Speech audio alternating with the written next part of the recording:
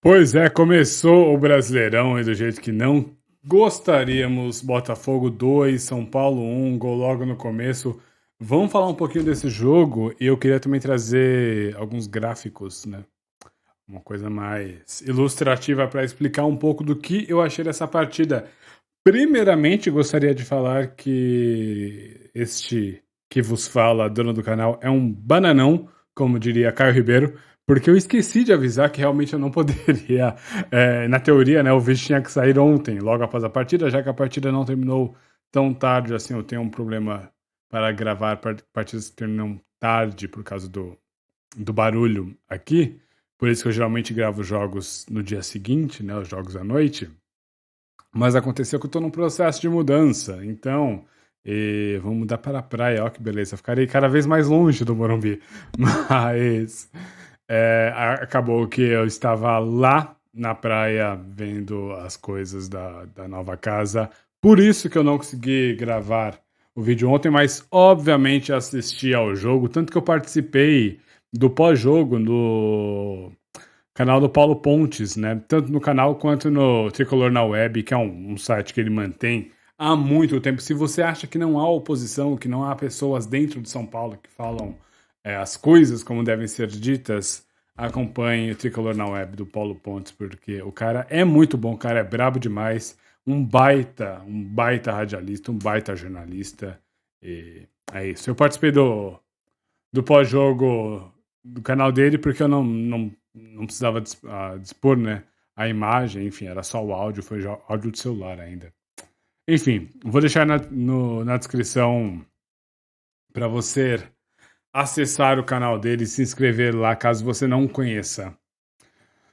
É isso, vamos falar sobre como foi esse jogo, essa primeira partida. O São Paulo começou muito mal, né, o campeonato, convenhamos, mas assim, se surpreendeu só quem está iludido ou quem não acompanhou o São Paulo recentemente.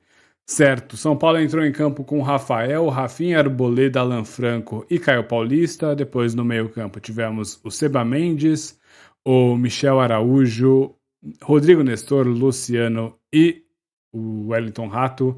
E mais à frente no ataque, o Caleri. Esse foi o time tricolor. Eu acho que é mais ou menos o que a gente já esperava, né? Na teoria, o São Paulo jogou com uma linha de 4. Só que quando a gente tinha a bola, a saída era feita com 3, né? Novamente, o Mendes não fez essa saída, ele ficava numa linha um pouco mais adiantada. Então, o Rafinha recuava, e aí a gente tinha a saída com Arboleda, Rafinha e Alan Franco, que começou na esquerda, né? E o Caio Paulista, ele disparava e abria lá na ponta esquerda. Realmente, assim, vamos falar da parte tática já, porque eu acho que o maior problema do São Paulo é esse, tá? Sobre o jogo, a gente começou completamente desligado, tomou pressão. Dá pra ver que é muito fácil fazer pressão em cima do São Paulo, porque o Botafogo não vem num bom momento da temporada, tá? Aliás, não vem. Desde o ano passado não vive um bom momento a equipe do Botafogo. E mesmo assim conseguiu sufocar o São Paulo na saída de bola, especialmente nos 10 minutos iniciais. Depois, em um momento ou outro que fizeram pressão, eles também dificultavam muito a nossa saída de bola, o que mostra que o time tem essa dificuldade, né? O time quer sair com a bola dominada, mas uma coisa, por exemplo, quem talvez o grande técnico, né, nesse sentido de bola dominada, né, é o Guardiola. Vocês acharam que ia falar Fernando Diniz, né? Não. É o Guardiola. E o que o Guardiola faz para sair com a bola dominada? Ele enche o time dele de meio-campistas. O time dele basicamente joga com, às vezes, 8 meio-campistas. E é assim que ele domina a posse de bola e sai com a bola dominada desde lá de trás até o seu campo de ataque, tocando de passe de pé em pé, com jogadores com qualidade. Claro que não tem como comparar o elenco que o Guardiola tem em mãos com qualquer outro, né? Mas, assim, gente, não dá para você tentar sair com a bola dominada lá de trás, sendo que você tem 4 jogadores que ficam avançados, que estão lá na frente. Às vezes, em alguns momentos da partida, tinham 5 jogadores avançados. Então, nesses casos, quando você tem 5 jogadores avançados, você tem que fazer como? Outro exemplo muito bom é o Arsenal, que joga dessa forma, né? Enquanto o City enche de meio-campistas, o Arteta, ele coloca vários jogadores avançados E aí, na saída de bola, você além de ter jogadores com muita qualidade, né, como lá tem o Zinchenko, o Partey, você tem também quem carregue a bola, que é o caso do Partey, ou então você tem lançamentos para as pontas. Você pode lançar para o Martinelli ou para o Saka. No São Paulo você não tem nada disso, você quer sair com a bola dominada, tendo dois jogadores só no meio campo para fazer essa saída de bola, que é basicamente o Mendes e o Nestor, e não tem a qualidade necessária nesses atletas nem para carregar a bola e nem para tocar a bola entre eles. Então é muito difícil. Por quê? Por que insistir nisso? Por que não tentar os lançamentos? Mas lançamentos bons, sabe? Lançamentos conscientes e não chutão. Assim, é caótica a situação, tá? Realmente é caótica. E por mais que você. Tem muita gente, não, eu vejo os comentários, muita gente que critica o elenco, né? Não acha que é culpa do Rogério Ceni. Eu acho que a principal culpa do time jogar mal é do Rogério Ceni. O elenco é sim limitado, os jogadores realmente não estão à altura do que já tivemos na história do São Paulo, né? Nem perto disso. Mas eu acho que o Rogério Ceni ele tem decisões que não fazem muito sentido. E uma delas é essa saída de bola que parece que não é treinado, parece que ele quer forçar uma coisa que esse time desse jeito não consegue fazer. Aliás, nenhum time consegue fazer dessa forma. Nenhum Guardiola conseguiria sair com a bola dominada se botasse dois jogadores só, independentemente de quem fossem esses jogadores. Podia ser, não sei, o Rodri e o De Bruyne, que são baita jogadores, têm muita qualidade, têm força, têm até alguma velocidade, né? Especialmente o De Bruyne, o Rodri já é mais pesadão, mas eu acho que nem eles dois, se colocar só os dois para sair, receber essa bola e sair com ela dominada e carregar até pelo chão, até os caras lá do ataque, nem eles conseguiriam fazer isso, sabe? Então, se é para jogar com pontas avançados, dê lançamentos. Se é para sair com a bola dominada, então você recua esses jogadores e sai com a bola dominada. Senão não faz o menor sentido. São essas escolhas do Rogério Ceni que eu critico muito, que eu acho que ele não consegue explicar para os atletas o que ele quer, o que é um erro dele, tá? O técnico tem que se fazer entender pelos atletas, ou então ele não sabe o que quer, ou ele quer isso daí e ele acha que isso daí é o correto. Dado o momento do jogo, ele reclamou com o Rafael que o Rafael deu um chutão em vez de começar o jogo pela direita com o Rafinha. O ponto é que o São Paulo tinha feito isso daí várias vezes já e não deu em nada também. O São Paulo não conseguiu sair com a bola dominada, mesmo quando saía do lado certo, né? Que ele queria que o jogo começasse pelo lado esquerdo. Aí ele virou e falou que depois melhorou, porque o São Paulo começou a entender que o jogo tinha que ser construído inicialmente pela direita e virado para a esquerda. E realmente no final do segundo tempo, né, especialmente, o time atacou muito pelo lado esquerdo. Mas o jogo não era construído pela direita. Era o Caio Paulista que pegava a bola e carregava. Só. Não tinha construção de jogo. Era um cara só pegando a bola e carregando até a ponta. É pouco, sabe? É pouco. E a análise do Rogério sobre o jogo, pra mim, é muito falha. Às vezes, às vezes eu me questiono se a gente assiste a mesma partida. É bizarro, é bizarro. Pois bem, mas aí depois desses 10 minutos de mais sufoco, né?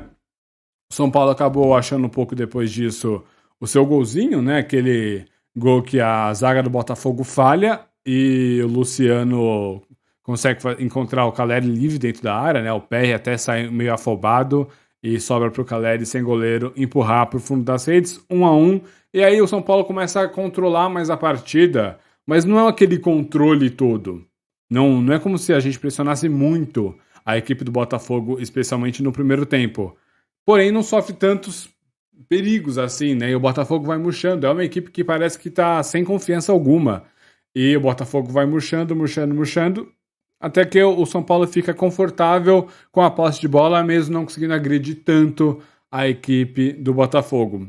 Termina o primeiro tempo, a gente começa o segundo tempo, já tem a mudança do Luciano, né? Ele sentiu uma pancada na coxa, entra o David. David depois que sairia também por uma pancada, quer dizer, problema de lesão atrás de problema de lesão, vai ser puxado o ano, viu? Porque a gente também não dá sorte em nada. Eu não vi ainda se eu tô gravando isso daqui, são que 4 e 7 no domingo. Eu não vi se o David teve algum diagnóstico já, se é alguma coisa mais séria, se foi só um estiramento, enfim, não sei. Mas o ponto é que ele preocupa pelo movimento, né? O joelho dele faz aquele movimento de um pouco para trás, e a gente sabe que às vezes acaba rompendo o ligamento nisso daí, né? Pois bem, mas entra o David no lugar do Luciano por causa de lesão. O David não faz uma boa partida novamente. Ele não consegue. Ele não é esse cara para substituir o Luciano por causa das características, né? O David é um jogador mais de força, de carregar a bola com força.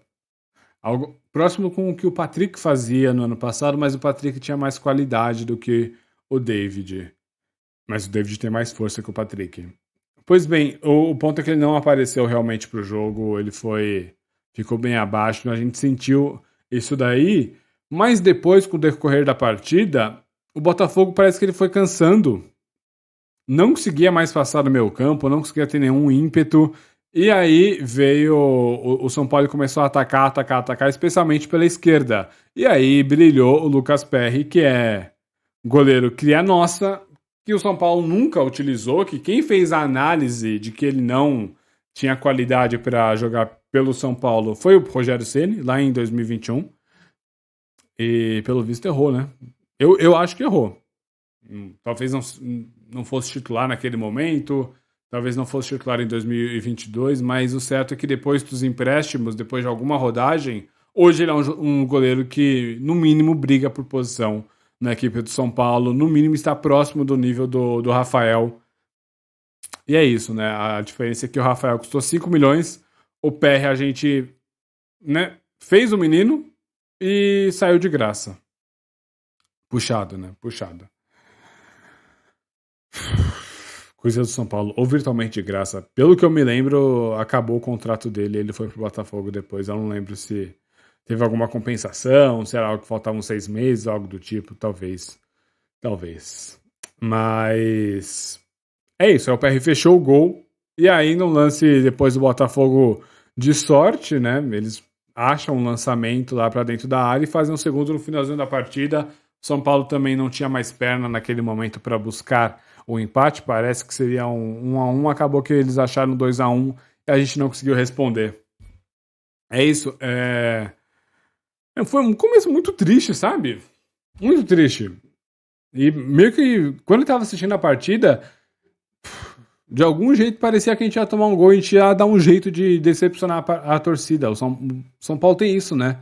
Dá um jeito de decepcionar a gente e conseguiu novamente essa decepção. Parabéns aí, 100% nesse sentido. Mas a forma que começou não jogou tão bem assim e tomar um gol daquele jeito, daquele Botafogo ruim, sabe? O Botafogo é um time desorganizado. Só que, apesar de desorganizado, é mais claro ver o que o Botafogo quer da partida do que o São Paulo quer. Porque se o Ceni não disse que a ideia dele era começar o jogo construído pela direita e terminar atacando pela ponta esquerda, eu não ia nunca adivinhar que foi isso. Eu nunca queria adivinhar que esse é o plano. Sério, e eu vou mostrar agora o porquê. Pois bem, vamos mostrar aqui os números. Tive um pequeno problema no som, então talvez tenha um corte estranho aí, mas vamos mostrar aqui como é que ficaram os gráficos, né, que eu queria mostrar para vocês. Aqui, esse gráfico é o gráfico da pressão, né, do adversário. Então aqui dá para ver, o Botafogo é o verde. Tá, vou até dar um... Deixa eu ver. Sim. Não. Foi muito. Credo. Lá, meu querido. Agora melhorou um pouquinho. Dá pra ver melhor como é que tá agora. O Botafogo é o verde e o São Paulo é azul, sempre assim, tá? O visitante aqui no SofaScore sempre será o verde e o... Aliás, o visitante sempre será o azul e o time da casa será o verde. Pois bem, o que esse gráfico significa? Cada barrinha aqui seria um momento de pressão. Então, quanto maior a barrinha, maior a pressão. Então, vamos supor, naquele tipo de lance que o time tem 3 escanteios seguidos, com chutes dentro da área, chutes, rebote, novo escanteio, e vai, cabeceio, obriga o goleiro a fazer uma defesa, coisa assim. É um momento de muita pressão. Então, essa barrinha vai estar lá em cima, vai estar lá no talo. Quando a barrinha está aqui meia boca, né? Significa que o time teve posse de bola, rodou a bola na intermediária adversária, mas não agrediu tanto assim. Então dá para perceber que no começo do jogo, aqui ó, o momento do gol do Botafogo, nesse comecinho de jogo, basicamente só deu o Botafogo. São Paulo até tem um início aqui com a barrinha azul, né? Então, tipo, basicamente teve um pouco de posse de bola e depois veio o Botafogo em cima, fazendo pressão, roubando bola no nosso campo de defesa e até chegar ao seu gol rapidamente, né? Na falta, continuar a pressão. E aí, no momento que o Botafogo estava melhor, tá vendo essa barrinha aqui lá em cima? O São Paulo conseguiu fazer o gol. E aí, o Botafogo ele cai realmente, sente, né, o gol sofrido. A gente no momento, inicialmente, né, iguala as coisas e depois começa a controlar o jogo. Mas você viu como é um controle um tanto quanto passivo, né? É um controle que não assusta o time do Botafogo. Teve só esse momento aqui que foi um pouco mais agressivo. Depois começa o segundo tempo, o Botafogo com mais posse de bola, faz alguma pressão aqui e o São Paulo retoma o controle da partida. Volta a fazer uma pressão, mas é uma pressão muito branda, né? Que não chega a agredir. Aí no finalzinho da partida a gente começa a atacar pelo lado esquerdo e ataca, ataca, ataca. Porém, não consegue fazer o gol. Tem muitos erros de decisão dos atletas, tá? O Caio Paulista teve uma chance de bater cruzado, ele bateu em cima do PR, tinha como ele abrir ainda mais o chute, né? Que o PR dificilmente iria conseguir defender aquela bola. O Marcos Paulo finalizou uma hora para fora, de dentro da área, podia ter feito melhor. Tivemos oportunidades, e aí eu coloco na conta dos atletas, sim, esses momentos que a gente não fez o gol. Pois bem, e aí, apesar do nosso melhor momento, o Botafogo chegou, fez suas substituições. Um menino que entrou bem, cadê? O Segovia. Esse daqui. Eu falei o certo, né? Tinham dois com o mesmo sobrenome, não era? É, isso aí. O Luiz Segovia, zagueiro, e o Matias Segovia, que é o meio-campista, rápido pra caramba, menino mesmo, como falaram bem na transmissão. E ele entrou bem, fazendo salseiro. Depois sumiu, mas ele entrou bem o bastante e a gente acabou tomando gol no lançamento do Vitor Cuesta. Assim, falta de vergonha na cara tomar gol com o lançamento do Vitor Cuesta, mas tudo bem. Acontece, né? Mas vamos aqui falar sobre o que eu realmente quero falar neste vídeo. Isso daqui para mim é o que mais importa. Aqui vai mostrar o posicionamento médio dos atletas. Então deu para ver que o Alan Franco, ele tá aqui, né? Alan Franco e Arboleda estão aqui lado a lado. Quando a gente clica, dá para ver o mapa de calor das ações dele. Como o Alan Franco até apoiou um tanto aqui em algum momento, o Arboleda, ele não apoiou tanto, né? Ele jogou mais na fase defensiva mesmo. Aqui, esse ponto mais claro no ataque são bolas paradas. Só deixa eu ver se está bem enquadrado. Tá certinho o campo.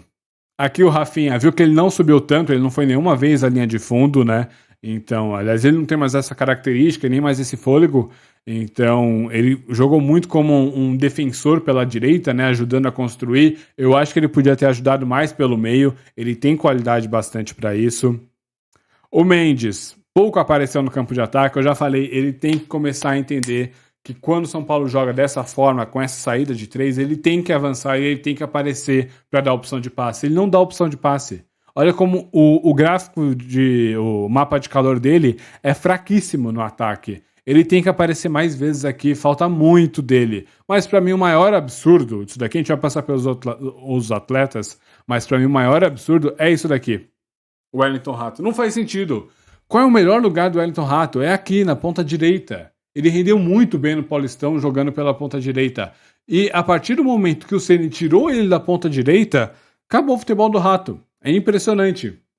E o Ceni não pensa em voltar ele pro lugar certo. E claro que eu até entendo, ou pelo menos tentando entender, o que o Ceni queria com esse posicionamento do Wellington Rato, tinha a ver com o Caio Paulista, né? O Caio Paulista, ele era um lateral muito ofensivo. Quando a gente tinha a posse de bola, ele realmente atacava essas linhas, né? Ele ia lá para cima e acabava deixando um buraco aqui atrás. Então a única justificativa para mim da utilização do Wellington Rato, né, aqui, era para fazer essa cobertura do Caio Paulista quando ele subisse. Dá para ver que o lugar que o Rato mais encostou na bola foi justamente aqui, né, como um ala pela esquerda.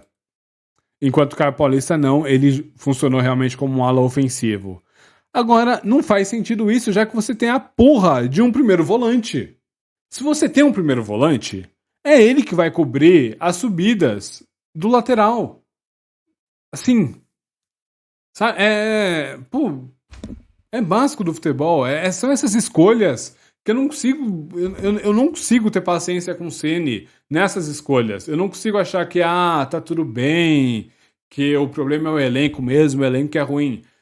Porra, com essas escolhas do técnico, não dá pra achar que o elenco é ruim. Ou não dá pra achar que seja só isso. É aquela coisa, você trocaria de elenco com o América Mineiro? Eu não. Eu acho o elenco de São Paulo, os nomes que o São Paulo tem, melhores do que os nomes que o América Mineiro tem em seu elenco.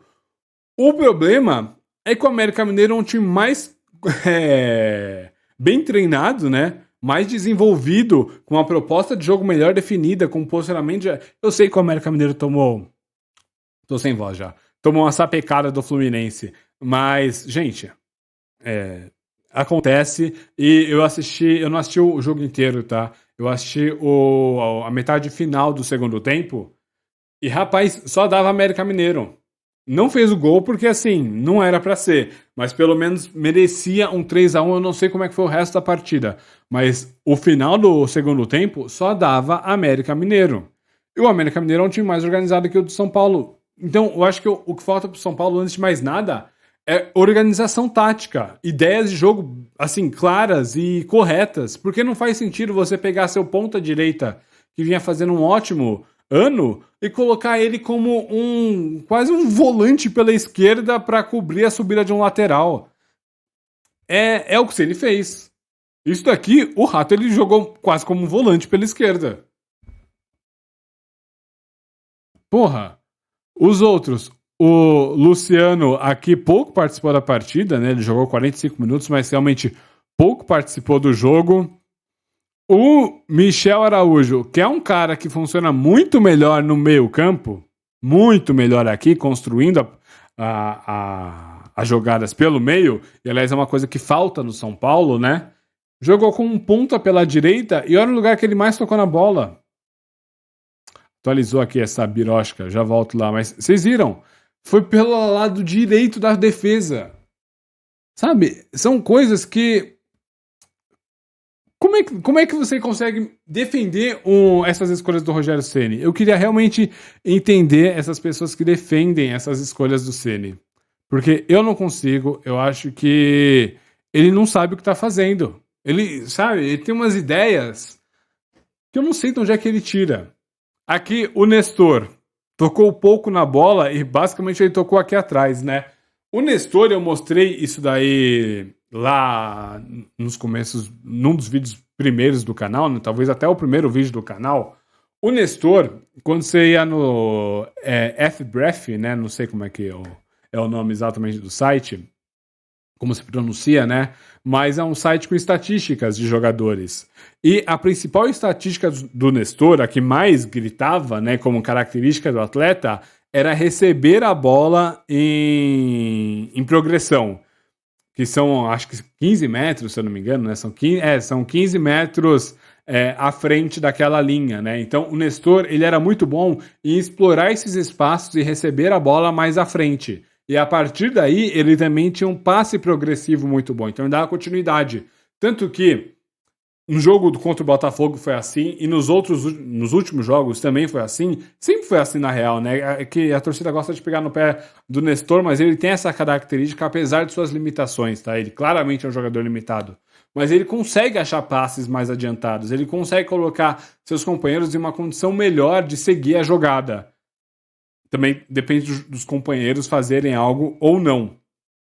Mas até aí, tanto que bola construído por baixo mesmo, a gente só chegou no ataque com lances com o Nestor. Só o Nestor conseguiu construir pelo chão mesmo, fazer uma construção clássica de futebol. Só o Nestor conseguiu fazer isso. Aí é puxado, né? A gente tanto critica o cara, mas ele é o único que consegue armar esse time.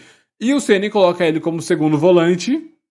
e ele não participa do jogo mais à frente, sendo que é exatamente isso que ele sabe fazer, receber a bola mais à frente e depois dar continuidade a esse lance. Mas não, né? Pra quê? Pra quê?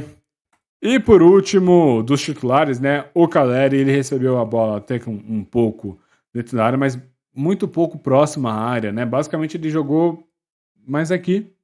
Isso daqui é bola parada, o gol que ele fez, coisas do tipo. Aí aparece aqui no gráfico. Quem entrou no segundo tempo foi o Maia, o Alisson participou pouco, o Marcos Paulo até que participou um pouco mais, só que não foi tão bem assim. Gabriel Neves entrou no finalzinho e aqui tá faltando o David. Cadê o David? Oxi, o David está aqui. Não achei ele lá, mas jogou aqui 27 minutos só, jogou muito pouco realmente, tocou 7 vezes na bola apenas. Pois é, né? Perdemos, porra. Perdemos o grande Botafogo do português.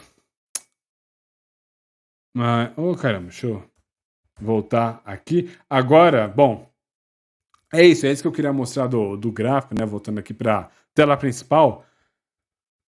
Dá pra ver, o Ceni parece que ele tem dificuldade em aceitar quais são as principais características de seus atletas e aproveitar isso. Como, por exemplo, o Rato jogar aberto pela direita, o Nestor jogar mais à frente, o Luciano jogar como segundo atacante, o Araújo jogar como meia de criação. Sabe, se cada um fizer a sua parte, fizer seu papel, é mais fácil. Não é como se o São Paulo tivesse um time arrumado, organizado, que a gente pudesse começar a testar novas formas e ir além, ser mais criativo. Não, a gente não consegue fazer o básico, a gente não consegue fazer o beabá, trocar 3 passes no campo de ataque adversário e o cara quer me inventar botando o Rato pra cobrir subida de lateral. Porra, vai pro caralho, mano. É isso, sabe? Não tem outro jeito de falar. É de cair o cu da bunda. Eu adoro essa expressão.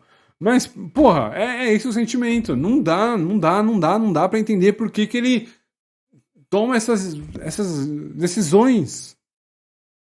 O que o Ceni quer? O que ele esperava? Assim, beleza, eu vou pegar o Wellington Rato, meu jogador mais importante no ataque, e vou usá-lo pra cobrir subida de lateral esquerdo. Gente, que porra é? Assim, é fim de feira, é várzea. Isso daí é completamente várzea. Não é várzea porque na várzea cada um joga na sua, né? Não tem muita escolha. Aqui não, aqui a gente quer inventar. Aí depois não gosta que chama de pardal, mas eu não consigo agora criticar quem chama o Ceni de pardal. Porque quando você faz a análise da coisa, é bizarra. Não faz sentido. As peças não estão em seu devido lugar. Sabe? Imagina o cara, sei lá, fazendo uma boleira, fazendo um bolo de chocolate e, sei lá, bota giló na receita. É isso. O Ceni faria isso. Aí ele iria dar algum argumento aí que ele acha muito inteligente, mas que no fundo é vago, é vazio.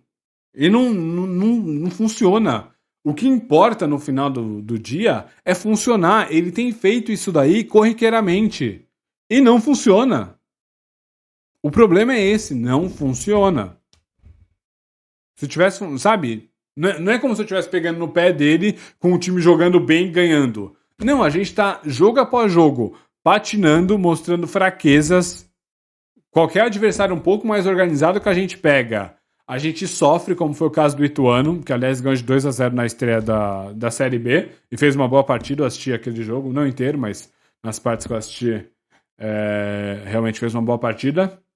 Mas não é como se a gente estivesse pegando super times e sofre, ou então, tipo, só contra super time que a gente sofre. Não, a gente pega um time minimamente organizado e sofre. Me perguntaram lá na live do Paulo Pontes, né? Qual era a minha previsão pro jogo contra o Puerto Cabello. Eu falei, eu acho que vai dar 2-1 pro Puerto Cabello. Eu realmente, tá? Eu realmente acho que a gente vai perder de 2-1 pro time venezuelano, porque o time dos caras é mais organizado que o nosso. Eles vão jogar no contra-ataque, terão velocidade nas pontas e o São Paulo vai sofrer os contra-ataques. Como o time dos caras é mais organizado, vão acertar pelo menos 2 contra-ataques, a gente vai tomar 2 gols.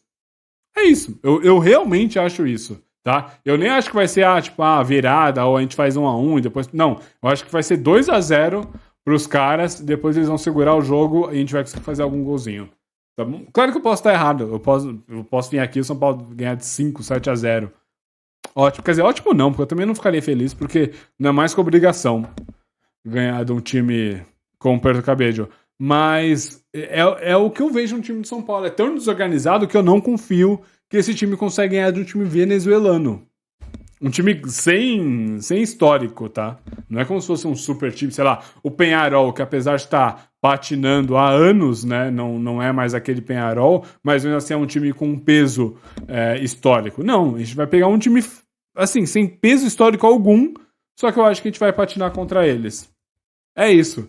E pra fechar, vamos falar agora dos atletas, né? Um por um. Rafael, não comprometeu, não teve culpa nos gols, né? Nem tinha o que fazer. Os 2 gols, a bola pega na bochecha da rede. Não teve muito o que fazer. O Botafogo também pouco atacou para que ele pudesse fazer alguma defesa, né? Mas basicamente o Botafogo chegou com perigo mesmo 2 ou 3 vezes. E nas que ele pôde salvar, salvou. Nas que não pôde, tomou. Rafinha, não fez um jogo ruim, mas pô, é muito pouco, né? É muito pouco. Ele tinha que aparecer mais pro jogo. Eu queria que ele surgisse mais pelo meio, construindo, né? Ajudando realmente a construir. Quando o time tivesse a bola, o Rafinha tinha que virar um volante, né? Já que o Ceni gosta da saída de 3, recua o Seba Mendes, bota o Arboleda na direita, o Alan Franco na esquerda e o Rafinha vira um volante para ajudar, ter um pouco mais de qualidade nessa saída de bola. A gente sabe que ele é um jogador envelhecido, que ele não tem mais aquele porte físico, mas ele é um jogador com qualidade técnica, então, né? Realmente. O Araújo pouco tocou na bola no ataque, então é realmente difícil. Quando ele teve a oportunidade de armar, criar alguma jogada, ele criou, ele deu alguns dribles interessantes, ele puxou alguns ataques pela direita, mas de novo, é um time que não tem aproximação, não tem movimentação. Então, o cara vem fazer uma jogada individual. Água. Nestor é aquela coisa, né? Quando ele conseguia seguir, dar sequência às jogadas, era importante. Quando não, não era nada. Deu para perceber que a parte física dele realmente está melhor, tá? Espero que continue evoluindo ainda mais nesse sentido, mas é isso. Luciano. Não tem muito o que falar do Luciano, né? Com 15 minutos ele toma... Pelo menos foi o que ele falou, que foi uma pancada, né, na coxa. Deve ter sido uma paulistinha e aí fica com a coxa meio zoada mesmo, por isso que ele não saiu, né? Mas depois foi pro intervalo, esfriou e não tinha mais como voltar. Mas fez a jogada do gol, ok, legal, né? Fez a jogada do gol lá, aproveitou do vacilo da zaga do Botafogo, mas foi isso também, né? E não dá pra culpá-lo, tá bom? Só pra deixar bem claro. Caio Paulista, o nosso jogador mais efetivo no ataque, né? Tem que botar o pé na forma, que se tivesse num dia um pouco mais feliz, a gente tinha saído pelo menos com um 2-1, né? Naquele momento que a gente fazia uma pressão, e aí sim o time poderia recuar e segurar o resultado. Então vacilou nesse sentido, mas talvez tenha sido nosso melhor jogador em campo, pelo menos o que mais criou chances de ataque. O Wellington Rato, esse problema... Tá sumido, né? Ele tá completamente deslocado, ele não... Fazer o quê? Que mais o cara pode fazer, assim? Ele funcionava muito bem ali na ponta direita e tá fora do seu habitat natural. Basicamente é isso. Caleri é pouco acionado dentro da área, pouca gente aproxima para fazer tabela. Quando aproxima, dá bom, né? Como foi o lance do gol. Então, é isso. Ele é um cara que... Ele não é um jogador técnico, nunca foi.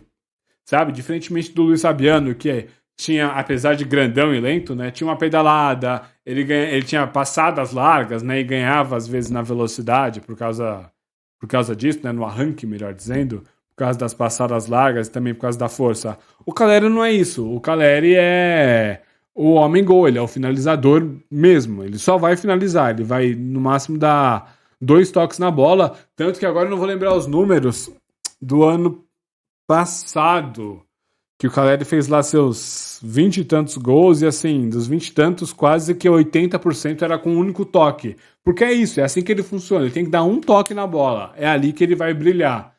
O São Paulo não abastece seu centroavante. Aí fica realmente muito puxado. Dos que entraram, o David fez fez um mau jogo, aliás, perdão, meio sumido, meio deslocado, ele não faz a mesma função do Luciano, não tinha espaço para ele jogar ali pela esquerda, né, já que tinha que deixar espaço pro Caio Paulista, então ele jogou pelo meio e ali ele não consegue usar tanto sua força, né, então é um pouco mais puxado.